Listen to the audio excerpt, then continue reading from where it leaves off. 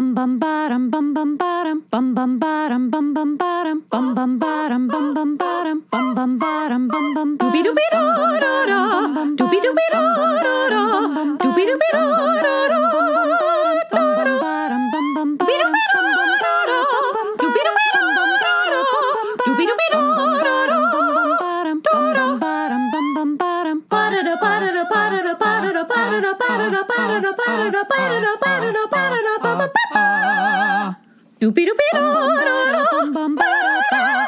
You are now in session with the Comic Book Couples Counseling Podcast. I'm Lisa Gullickson. I'm Brad Gullickson. And each month, we evaluate a different iconic romance within the four-color realm.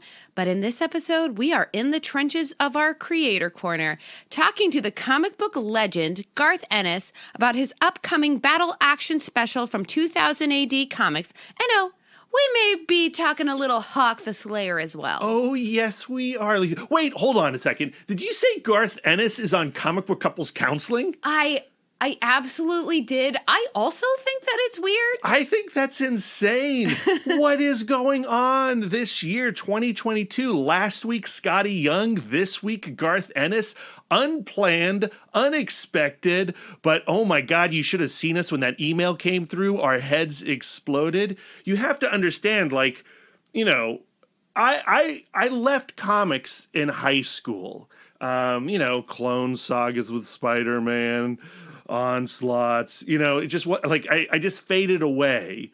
But then come two comics, Mike Mignola's Hellboy and Garth Ennis and Steve Dillon's Preacher. And they brought me back in and they changed my life. So like I owe this podcast in a lot of ways to Garth Ennis. And I know Lisa didn't grow up with Garth Ennis, but Lisa, you have now encountered Preacher. Ain't it something? It is something. Preacher is not my most favorite flavor of comic. I don't like to use the word flavor when it is so gross. I wouldn't put Preacher in my mouth for $1 million. Don't put Preacher in your mouth.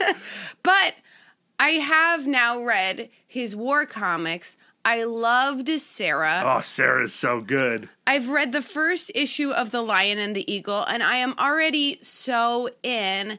And I love that Garth Ennis has this opportunity now to go back to this pocket of his childhood from when he was around 10 to 12 years old. Yeah. And pay homage to what influenced him. Yeah. I just think he's such an interesting person. Oh, absolutely. In this conversation, like I'm over the moon with this conversation, to use the most cliche phrase I could possibly think of in the moment that also feels absolutely representative of my emotional state. We're chatting to him about the Battle Action Special that is going to be coming out in June in direct market shops and then September in everywhere else, right? And what the Battle Action Special is it's Garth Ennis's opportunity to pay tribute to 2000 AD's, or not 2000 AD's, but the British magazine Battle and Action, which would then lead to 2000 AD as we get into it with this conversation. And so it, like Lisa was saying, it's Garth Ennis going back to the well of his youth and trying to recapture that magic. And also, somewhere in that conversation, and in the conversation we're about to have, we talk about how Battle and Action is like the true origin point for Garth Ennis, the creator we know today. And British comics as we know them today. And American comics that we know today. I love how Garth Ennis tracks where we are right now in the world of comics to Battle and Action in the UK in the 70s and 80s. It's a really interesting conversation. It's something I had not considered before. And guys, don't worry. Yes, we're going to talk about his career with him in a larger scope as well. But if you came here for Preacher Chat, that's not necessarily what we are doing here. If you want some Punisher content, oh my God, you are going to get some Punisher content in this conversation. But we're going to save the Jesse and Tulip banter for later. And we do have him on the record saying he will come back to talk Preacher at some point on Comic Book Couples Counseling. I think he may have just been being polite. No, Lisa. Once it's on the microphone, that is a blood contract. So he's chained to Comic Book Couples Counseling. He must return to talk Preacher. We do get into this other comic book that he is doing for 2080, Hawk the Slayer, which is probably the most unlikely comic book to be released in 2022. If you are not familiar, Hawk the Slayer was a fantasy adventure film that came out in 1980, starring Jack Palance as the main villain. And it is one of the weirdest and wildest fantasy films you could possibly imagine. As we tell Garth in the conversation, Lisa and I got a chance to watch this a few years ago at the Alamo Draft House in Ashburn, Virginia. And I was immediately in love.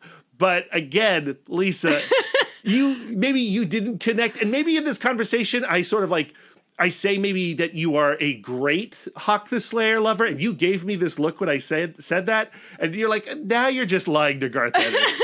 Yeah, Brad creates this farce where I'm this enormous Hawk the Slayer fan, and because I am spineless, I just go along with it. But anybody who's been listening for Comic Book Couples Counseling for any amount of time knows that I have no patience for swords and knights and wizards. And I realize that is a me problem. I know that it is a beautiful, rich genre. But when somebody says, okay, we're putting a team together and it's going to be a giant, a dwarf, an elf, and two white dudes, I'm like, I'm out. No thanks.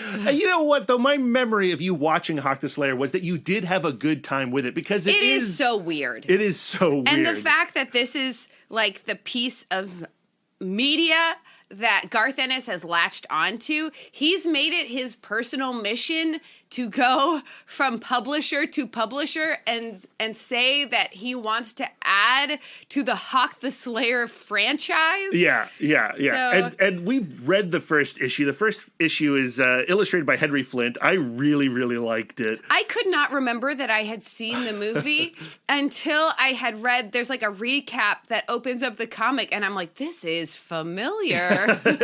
Yeah. And because, like, once you see Hawk the Slayer, it burns into your memory. Yeah, absolutely. So we chat a lot with him. So, like, this conversation is basically like, how did Garth Ennis become Garth Ennis? And within that umbrella conversation, there's all these other little goodies that we can talk about on the outro of this episode. I'm so excited to get into it. I think we should just do it, Lisa. I think we should just jump in with Garth Ennis right now. We should say, like, we did this over Zoom, and originally we were going to record via Zencastr, but sometimes Zencastr can be a little tricky with if you don't have, like, the right browser or whatever. Right. So we switched over to Zoom, and in switching over to Zoom, I wanted to elevate my laptop so I didn't have that whole double chin thing going on with Garth Ennis, and I took this giant stack of books that was to my right, and I put them under my laptop to elevate it. And then during the introduction, which you are going to hear, you're going to hear this landslide of books to my right. By removing those critical load-bearing books and putting them under my laptop, I created this massive avalanche. And I'm disappointed how not loud it sounds. It's just enough to distract the conversation and give us an awkward intro with Garth. But guys, it was a lot of books that came collapsing down. It was hilarious, and I think it's going to be used as evidence when they find our corpses underneath an enormous book-a-lanche. Yeah, I think about the Simpsons episode with Principal Skinner trapped under all those newspapers. That is our end. Yeah. It's either that or we go to prison for our apartment collapsing and smashing the family below us under the weight of just paper. Yeah, that's a genuine concern. Just omnibuy. Now let's talk to Garth Ennis. Garth, thank you so much for joining us at Comic Book Couples Counseling today. This is a crazy thrill to have you here. as all my books fell. Sorry. I'm happy to join you. I'm super curious about the Battle Action special and how it feels like to me that it's a culmination of everything that you've been building towards, especially in recent years. Does that feel like the case for you? I think that's true. I regard it as being separate from the regular war stories that I write. Battle Action, the special, it very much harkens back to the war stories I read as a kid in battle. And as it was known for several years of its existence, Battle Action. So in recent years, I've been part of the effort to get a lot of the old stuff reprinted. I've written a lot of introductions for the collected editions. I did the new Johnny Red story with Keith Burns a few years ago, reviving the classic character.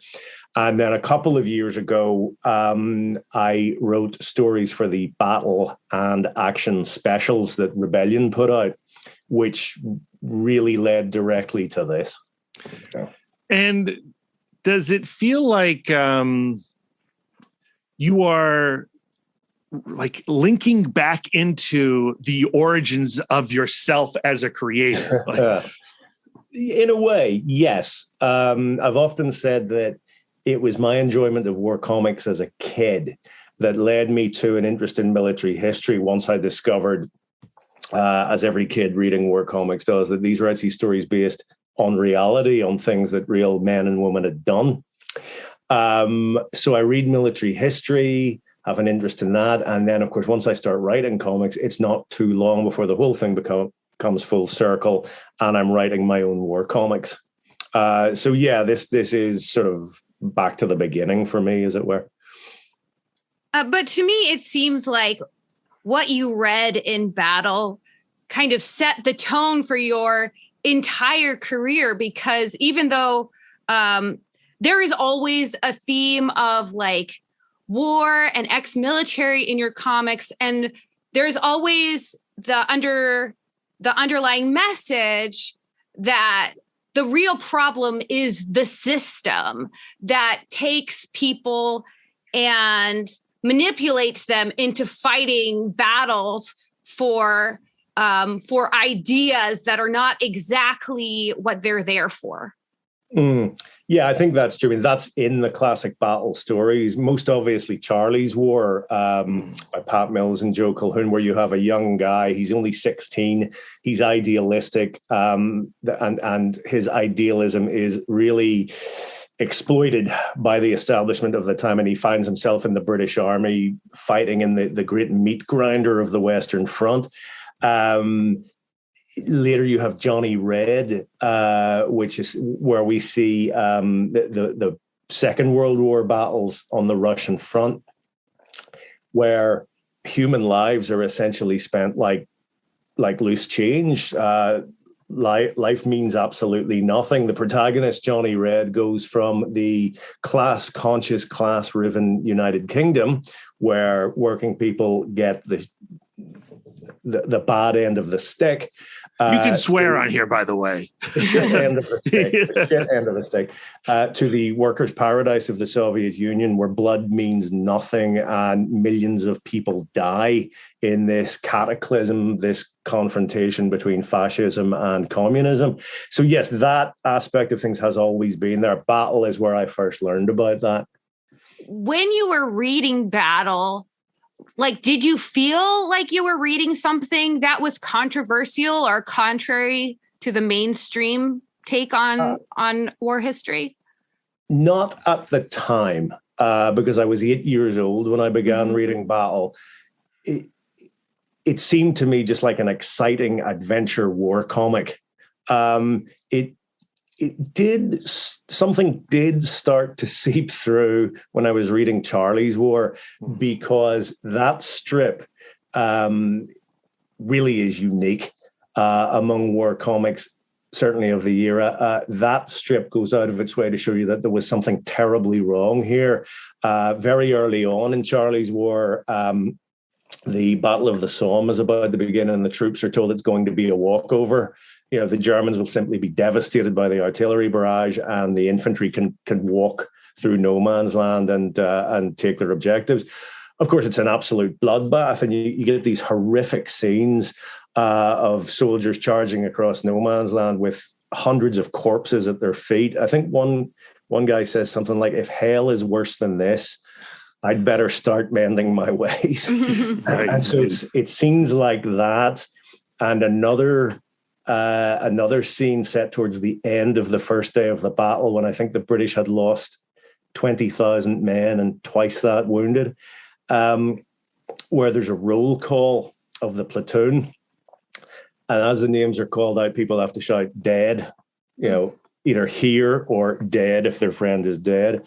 And one guy says "here" just as a sniper's bullet smacks him between the eyes. And the sergeant calls his name again, and it's "dead, Sarge." And even as a kid, you can't read stuff like that without realizing that something's gone horribly awry and you're being shown something you've never seen before. So that's really where it started.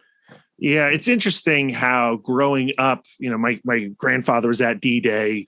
Our understanding of World War II in America was like it was the good war. And I wonder, my mom's from Devon, and her imagination around World War II was different than my father's imagination around World War II. And I'm curious if the British experience and understanding of World War II, especially inferred by their experience in World War I, kind of gives British comics, British creators a one-up on understanding that there is no good war, the way that American audiences kind of fooled themselves for a long time that there was a good war? I think one distinction I should make is that Charlie's War is, of course, a First World War story. Most of the others in battle are Second World War stories. There is definitely a sense in the UK, in Britain, of the First World War experience informing the Second. The British Army does not really perform brilliantly in World War II. One of the stories I wrote in the Battle Action Special, The Sarge, goes into this. The men who joined the British Army, who are conscripted into the British Army in World War II, come from families where, if they were lucky enough to know their fathers, if their fathers hadn't been killed 20 years ago on the Somme, on the Western Front, they would have grown up probably with quite a cynical attitude to the notion of fighting for one's country, serving one's country, and so on, because their fathers, again, if they'd survived, would have told them, well, we went through hell for 4 years and we did not get a land fit for heroes, and life has not gotten easier. We got none of the things we were promised, and the war didn't really resolve anything anyway. And that's unfortunate, of course, because when you get to the Second World War, even though it's an even bigger bloodbath, there are vastly important points at issue.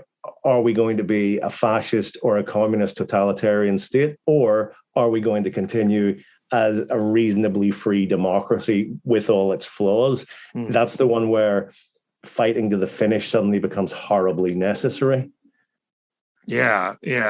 I also wonder your relationship with battle and action and how they might have influenced you as, this is an easy word, as a provocateur, as a button pusher. You look at your comics, and it seems to me that you do take joy in taking stories to their limits and pushing right up to the boundaries, if not crossing them.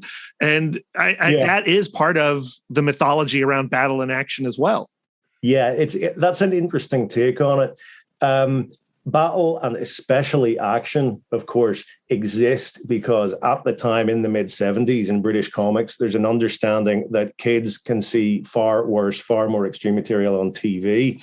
And in the movies, they're turning away from comics. Therefore, we have to make the comics competitive. Therefore, we have to go a bit further.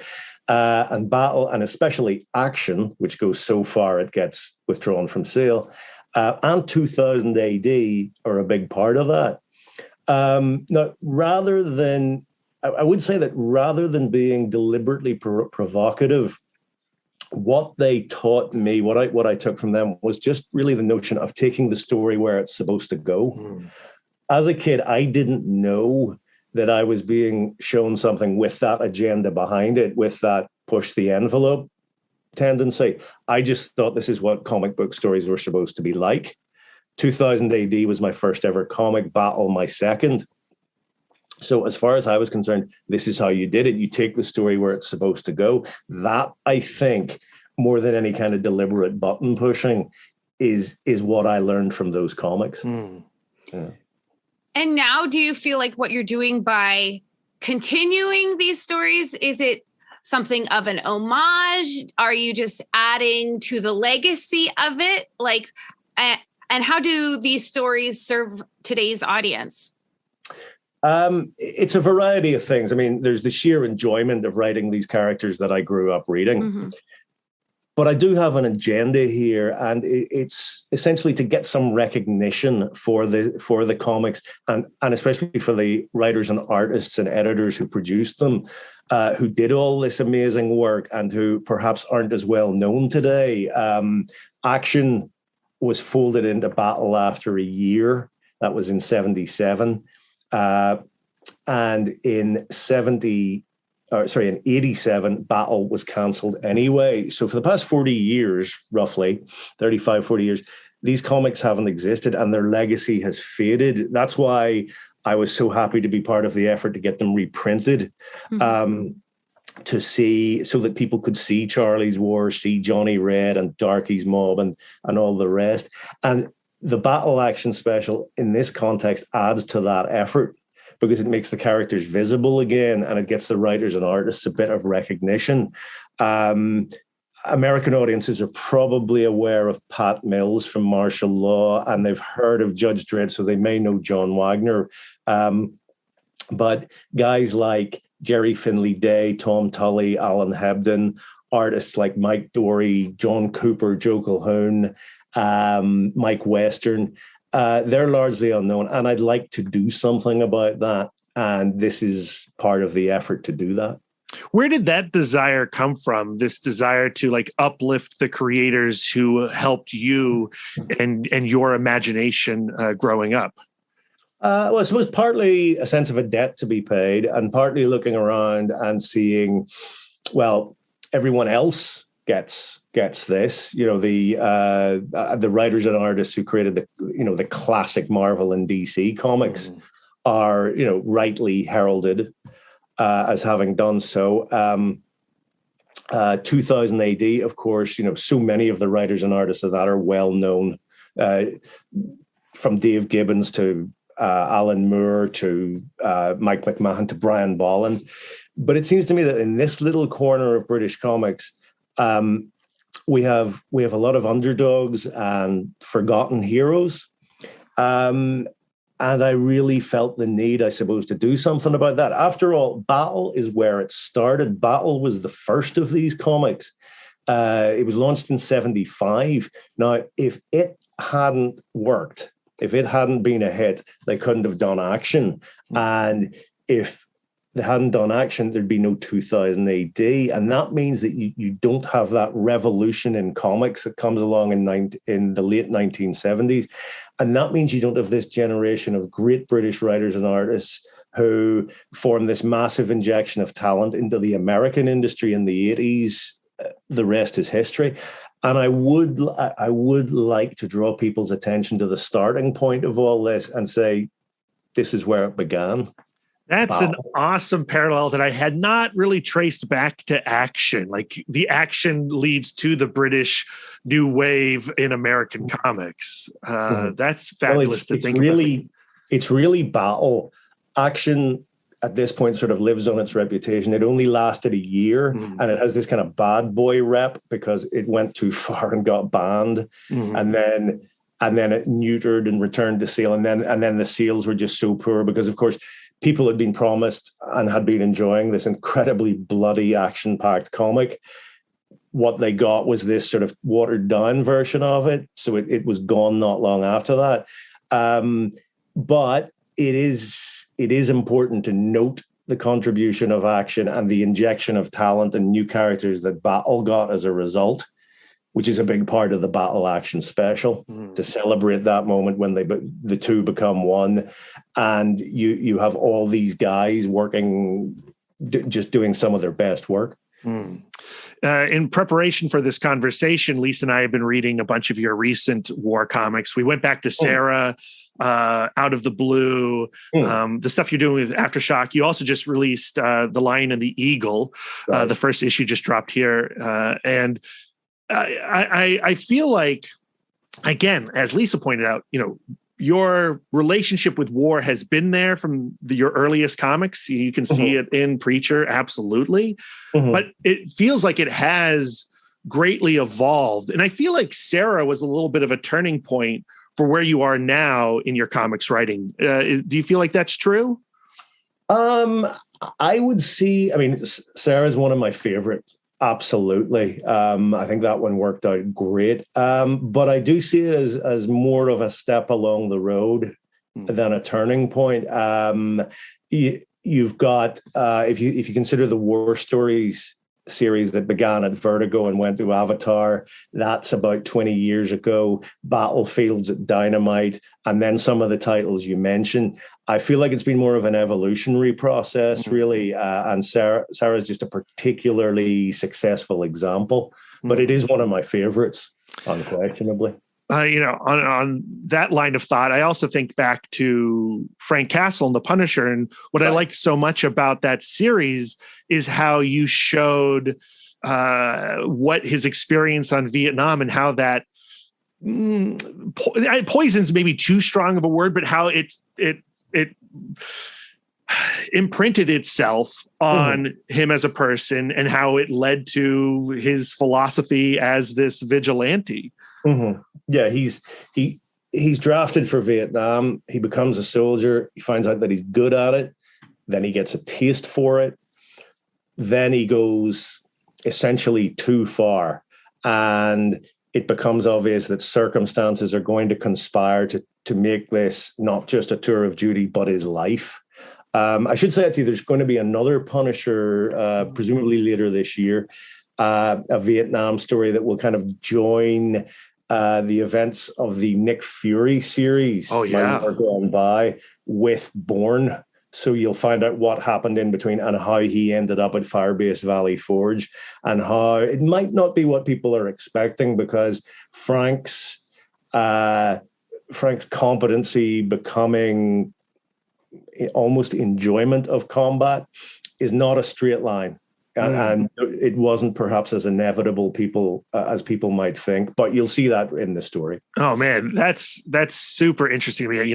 Again, one of the comics I read this week was The Platoon with the Punisher, and we actually had this is a weird tangent, but we had Dolph Lundgren on the show, and we were talking to him about his Punisher experience. And one of the things I liked about his Punisher was that you got this sense that he was broken. He is such a wounded animal. And that's a little bit of a connective tissue that I see between his performance and your version of Frank Castle. Wounded is certainly true. Maybe broken's not the right word, but there's a fracture in your Frank. Oh, absolutely. There's something terribly wrong with the guy, and he's started to see things in a terribly, terribly black and white way. It's interesting, actually, because that old Dolph Lundgren movie, even though it's very much a B movie, is, if you think about it, the most honest attempt to capture the Punisher, because there's no, as there are in all the others, there's no pulling back, there's no compromise, there's no attempt to sweeten him a little bit and take him away from what he so obviously is. In that movie, every time Frank pulls a gun, he doesn't put it away until about a dozen people are dead. Yeah. He never doubts. I thought the actors that have played the Punisher over the years have all been great, but they've all been part of these sort of watered down, slightly anemic versions. The most recent one with John Bernthal, who was superb. The lengths they went to avoid having scenes where he would shoot people, where he would soak up horrific physical damage in fist fights that he would have avoided simply by shooting the opponent rather than allowing himself to be to be dragged into a situation where he has to fight 6 guys. Yeah. I became more and more conscious of that as it went on. You don't get that in the Lundgren one at all. No, not at all. And like, I think that's the tricky thing with the Punisher is that when you have creators who treat him like a superhero, like a costumed character, it really becomes something ugly in a way that is not enjoyable to me or interesting. Right. It's because I think Marvel have never quite been certain of what to do with the Punisher. They know that if they get it right, it means kerching, because it did in the past. But of course, nowadays you have this additional controversy essentially revolving around him as a guy with a gun. I understand they're kind of bringing him back as a kind of ninja next. And I think the essential problem is having him in the Marvel universe where he has these interactions with characters that are always going to be meaningless because he can't do what he normally does, which is kill them. And they can't do what would probably happen, which is kill him. Right. Because that's why the smart thing to do with the Punisher, I think, is just take him out of the Marvel universe completely. And if you are going to have characters from that universe, make it Nick Fury, who's another guy with no powers, and leave it at that. Because once you get him into that sort of multicolored world of superheroes, the tone of the thing is wrong, and no story can ever go to its logical conclusion anyway. So it's kind of pointless. Yeah.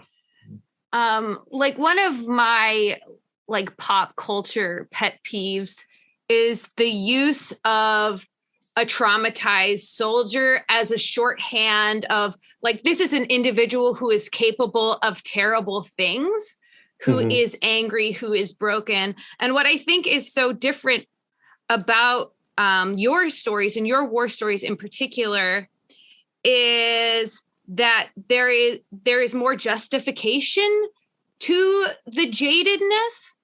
And I like the direction you're taking The Lion and the Eagle with the relationship between Keith Crosby, who is the career military guy, and Alistair Whitmore, who is the medic and the volunteer. And you have this contrast of the person who has, both of them are relatively green when it comes to combat, but like Crosby has been fed this like diet of just straight military stuff. And Whitmore is coming in with this slightly more scientific, slightly more analytical angle.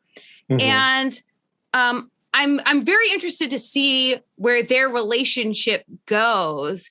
And I was wondering if this relationship is going to allow you to add another dimension to this jaded military story. It's important distinction. Alistair is actually a conscript. He did not, like so many men in the British Army in World War II, he was conscripted, he was drafted. Okay. And he's found himself in a situation that he's really not ready for, but he is good at that one thing, and that's being a doctor and keeping men alive. And it's that's going to essentially form the real problem for him and Keith. Keith's a military commander. He uses men's lives to achieve military objectives, and Alistair has to deal with the results.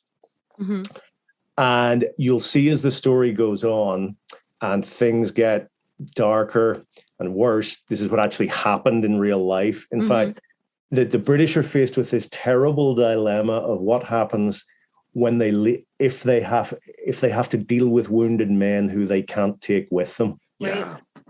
And that's something that happened again and again, where they found that if they left wounded men to the Japanese, the results would not be good, is the understatement of the year. And that leaves you with a dilemma. Do you take them along knowing that you'll slow everybody else down and endanger more lives? Or do you leave them behind? And if you leave them behind, what do you do with them? Especially if they're incapable of taking action by themselves. And that is going to bring, that very question is going to bring Alistair and Keith's relationship to a breaking point, in fact.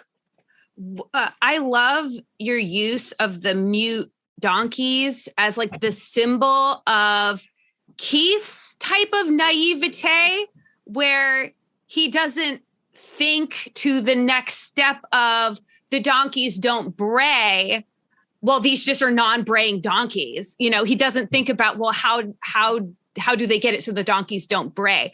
And for Alistair to kind of needle that brand of ignorance, like I find that very fascinating. I'm looking forward to seeing where that symbolism goes.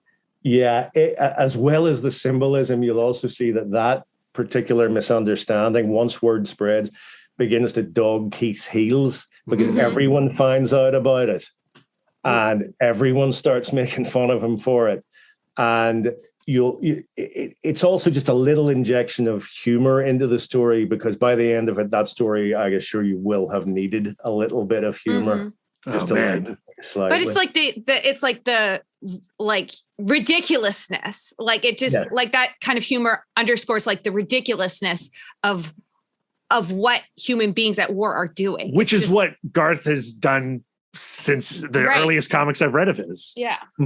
Well, I that probably goes back to battle. It goes back to reading stories where the writers and artists also brought, as well as combat and characterization, also brought in that sort of grotesque humor of war, where soldiers, the sense of humor that develops is really, it's a way for men to save their sanity, because they find that laughing at certain things that otherwise, we would find appalling, is really the only way to cope mentally. It's kind of a release valve in a way. I think of Charlie's War, and I think of the soldiers fishing for rats in no man's land with barbed wire, things like that. Absolutely bizarre, grotesque, and yet they did it. And it brings a moment in the story where you stop experiencing the horror and the slaughter for a moment, and you see that weird side of human ingenuity that comes in when people are just trying to keep themselves entertained. Things like that, I think, as a result, have always been a part of my work too. Now, we have you for a few more minutes, but before we let you go, we need to do a hard left and talk about Hawk the Slayer, a comic I don't think I could have possibly predicted was ever going to come into existence. Like 3 years ago, Lisa and I had the opportunity at the Alamo Draft House to watch Hawk the Slayer for the first time on the big screen, and we loved it, especially Jack Palance. But like, how on earth do you become the writer of a Hawk the Slayer sequel comic? I think by asking people over the years if they can get the rights, and that way word spreads. Because editors and publishers are always asking, would you like to do this? Would you like to do that? Is there a property we could get? And of course, usually they get answers like Predator or Alien or Battlestar Galactica or Star Wars or whatever. And because I'm less interested in doing things that have already been done multiple times, I always mentioned Hawk just because it was sort of cooking away in the back of my mind a little bit. It's one of those films that inspires, in me anyway, those questions like, I wonder what happened next. I wonder why that really happened. I wonder, will Voltan come back and what will he be like? And I wonder what was really going on with those elfin mind stones and the sword and this sort of stuff. And eventually, of course, somebody does get the rights and they've heard I'm interested, and the rest is history, really. It all comes together like that. I love the idea of the same kid who is reading Battle is also like watching Hawk the Slayer and going like, this is also amazing. And I love that now you're like seizing this moment to like go like, okay, I'm going to fulfill, like I'm going to complete the thought of that 10-year-old boy or whatever. Exactly. So do you feel like there's something about being like 10 to 12 where it's just like, I guess like that's when the cement is wet Well, And Hawk the Slayer, you'd be a little older than 10 to 12, right? Hawk the Slayer was like 1980? I saw it a year later, so I would have been 11. Oh, man. I did the math, Brad. I did some light research. Well, I'm an English major. I don't do math.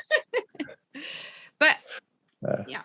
So what is it about why are you going back to that 11-year-old boy now? Or is it just like now you can? Yeah, no, I can. And of course, events conspired. It just so happened that Rebellion were able to finally free up the rights. I think there were some complications there. They got in touch with me a couple of years ago.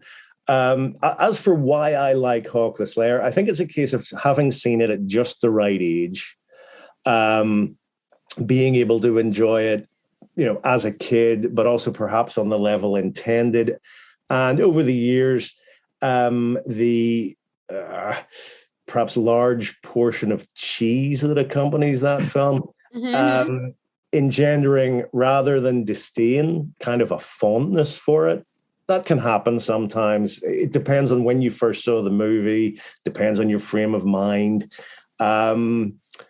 There's also that element of when you hear people slag off something like that you love, it just makes you double down in a way. It just sends your imagination soaring even more. It makes you think, but what that guy doesn't like it. But what he hasn't considered is what would happen if da-da-da-da-da-da. So even the kind of negative reviews that people give that movie can kind of spark your imagination in an unexpected way.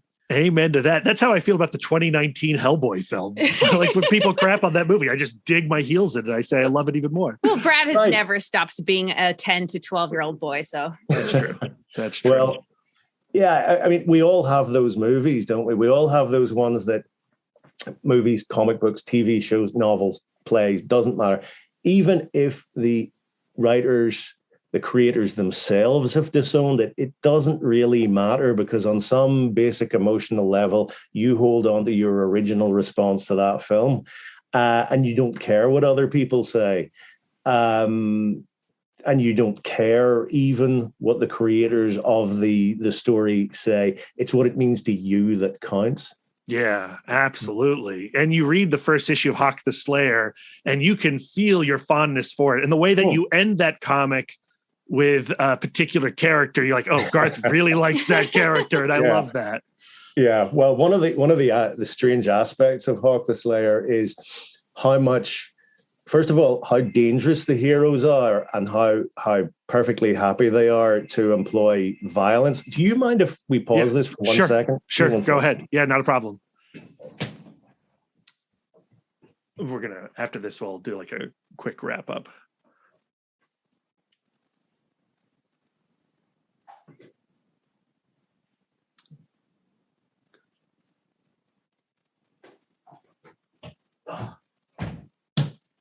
Sorry, guys. No, not a problem. I was talking about how violent the heroes are and how willing they are to commit acts of mass carnage. Mm-hmm. And one of the ways, and you see them do that, it happens again and again, is Hawk and the others will hold back while the bowman and the crossbowman will cut down most of the opposition, really probably wiping out 80-90% of their number, so that when the close quarters guys like Hawk go in with swords and hammers and so on, there's really not much work left for them to do.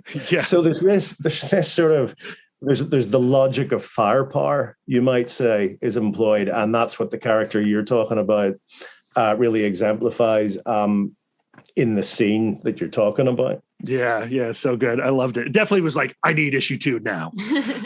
Garth, this has been an absolute joy for us. Thank you for coming on. We'll have links in the show notes for all these comics that you're putting out right now, your social media feeds. But just in case people don't look at those links, is there any place that you would like to direct our listeners? Having no social media presence whatsoever, I guess it would be your local comic shop. But right now, as you say, The Lion and the Eagle is out. The Battle Action Special will be out in June. Further down the line, there will be this Punisher book. There'll be another series of Jimmy's Bastards at some point later in the year. And there's also a new horror book that I can't really go into much detail about right now, but that will appear probably sometime next year. Oh, awesome. Well, our listeners are going to be so upset that we didn't bring up Jesse and Tulip at all during this conversation. Too bad for them. You'll just have to come back on at some point so we can talk Preacher stuff. Happy to. All right. Thank you, Garth. You have a great day. You too. Take care, guys. Cheers. Okay, Lisa, what is my favorite part of that conversation? Like Brad's most cherished moment in this entire chat? The moment when you shoehorn in that you got to talk to Dolph Lundgren? Yes, correct. Right. And so we had these conversations back to back, Dolph Lundgren and Garth Ennis. And you can't talk to Garth Ennis without talking about The Punisher. Mm-hmm. And I wanted to get his opinion on 1989's The Punisher, starring Dolph Lundgren, a film that Lisa and I both like, and we've had a whole episode on in our Patreon feed, our Comically Real episode on that, and we're fans of it. And I was curious to see if he would be a fan, because I had an impression that he would be, based on the Frank Castle that he writes in his series. And yeah, there he goes. Confirms it. Dolph Lundgren's Punisher is a good movie. It is the definitive Punisher film. Yeah. And so that was like an absolute delight in this chat to get on the record. Another interesting thing that he said that I totally agree with is that the Punisher in his purest form does not fit within the Marvel universe. Right. He is not a hero. He cannot work side by side with Spider-Man. Yeah, growing up with the Punisher, 80s, early 90s, the Stallone era, the Schwarzenegger era, the Death Wish, Charles Bronson era, like the Punisher very much comes from that period. But what I enjoyed so much about Garth Ennis's take on that character is how he showed him to be a fractured person. Mm-hmm. Like, he was not somebody to role model yourself after. It's what happens to a human when the worst things happen to a human. It's like when rage and despair take over, you get Frank Castle. And he's defined by this utter disregard for human life. And for the systems that are in place that have failed him. And that's why it's been so weird and infuriating to see the Punisher co-opted by the right wing, by white supremacists. It's like that character and that ethos don't belong together at all. And, I can understand why Marvel currently is trying to do something radical and maybe even make him a little more comic booky in Jason Aaron's upcoming series. I'm very curious about that. But for me, I do enjoy exploring the pain of Frank Castle, especially in Garth Ennis's run. And I think understanding that tragedy is at the core of Dolph Lundgren's Punisher and is missing in Thomas Jane's and even Ray Stevenson's. I like a lot about the Ray Stevenson one, but that goes back a little bit more to that Death Wishy, Charles Bronson-y vibe. And Barenthal's Punisher has some great moments, and Barenthal's a crazy good actor, but you talk about in this chat with Garth Ennis, the thing that's your pet peeve is when they use PTSD as like a simple explainer. Just a shorthand for this person is capable of anything. They're a machine. They have no emotion. Right. And that's what Barenthal's Punisher series does on Netflix that is like really upsetting. Offensive. And Garth Ennis doesn't do that. There's so many more layers to Garth Ennis's Punisher. So that whole period of that conversation, Lisa, yes, was absolutely my favorite part of this chat. But I was also surprised by how revelatory discussing his origins with battle and action were to understanding him as a creator. And I think I had an idea of how Garth Ennis became Garth Ennis before we had this conversation, but now I have a definite idea of how Garth Ennis became Garth Ennis, and it is because of battle and action. We got a little taste of it when we were at AwesomeCon this year. Baltimore. That was at Baltimore. Who was on the panel with him? No, Can you remember? yeah. It was Baltimore. It was at Dynamite Comics. They were talking about, I can't remember. I think it was like Spitting Out of the Boys. And the way he was speaking was about how he had just kind of become tired of superhero comics, and he would only contribute to superhero comics if it was like a favor for a friend. But from now on, it is just war comics. He just wants to pay homage to that genre and how that built him up as a writer and a creator. And I thought that I had bootlegged that onto my phone, and I went back to that voice memo, and it was just the sound of ghosts. Yeah, and it's interesting that, to be totally honest, when Garth Ennis like fully entrenched himself with his war comics with 2000 AD, Aftershock, and Dynamite, I was maybe less interested because I'm a little bit more of a basic Wednesday warrior. But preparing for this conversation, we read Sarah. I think Sarah's one of the best things he's ever done. The new comic with Aftershock, The Lion and the Eagle, is really good, one issue in. We read Dreaming Eagles, also at Aftershock. The String Bags at who's publishing the String Bags? It's an interesting publisher. Dead Reckoning out of Annapolis, Maryland. Oh, interesting. A Walk Through Hell is his war comic with Aftershock. Read that this week. Also really enjoyed that. And Out of the Blue from Aftershock is great. And there was another one. Oh, The Night Witches from Dynamite Comics. So, like, if you're like me and you're like, I like capes and spandex, and I haven't really ventured into Garth Ennis's war comics, do yourself a favor and get on. Highly recommend. I think that it is so salient, I think that this is a critical conversation that we should be having where we are today with our military infiltrating our legal system, not legal system, law and order system. Right, yes, our law and order system. It's cops, you guys. Tanks in the streets. I think that we need to talk about this less fun, much more real. Yeah. Lisa and I both grew up in military families, right? And World War II, my grandfather survived the sinking of the USS Corey off the coast of Utah Beach. My grandfather was in Burma. Yeah. And, we have this idea of what the good war was, World War II as the good war.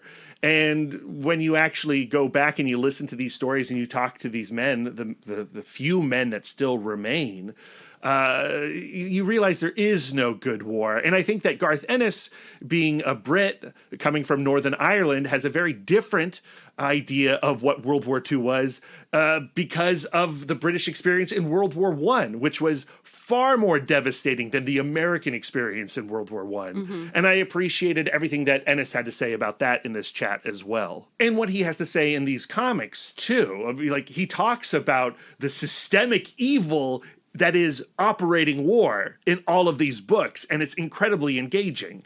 And critical. Like, we have to question authority. We have to ask ourselves how we are convincing human beings to kill other human beings.